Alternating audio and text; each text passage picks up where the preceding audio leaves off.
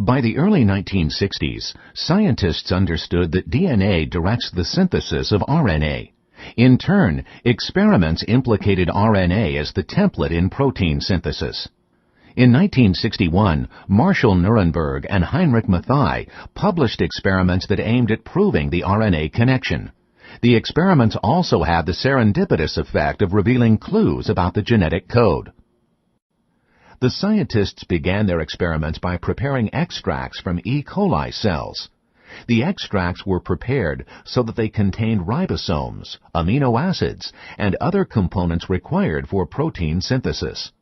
However, the extracts lacked mRNA.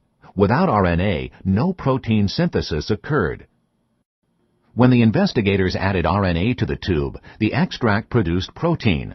Nirenberg and Mathai experimented with a number of different sources of RNA and even used a synthetic RNA that contained nucleotides with only the base uridine, called poly-U.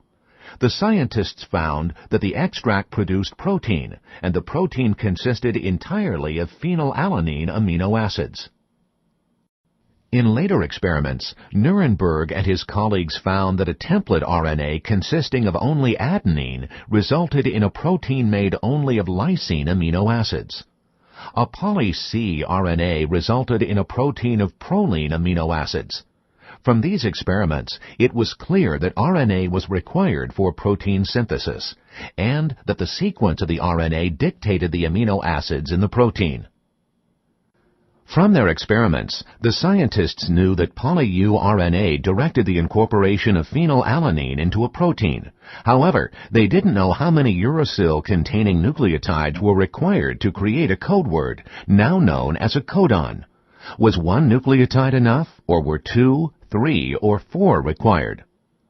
Proteins contain 20 different amino acids, while mRNA contains only 4 different nucleotides.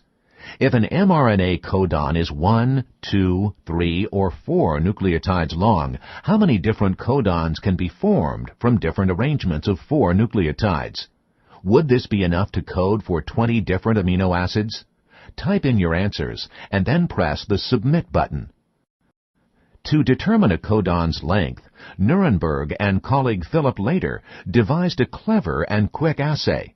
The assay involved ribosomes and tRNAs charged with radioactive phenylalanine. The scientists knew that amino-acyl tRNA molecules participated in protein synthesis and under certain conditions could be found attached to ribosomes. The assay also included poly-U RNA.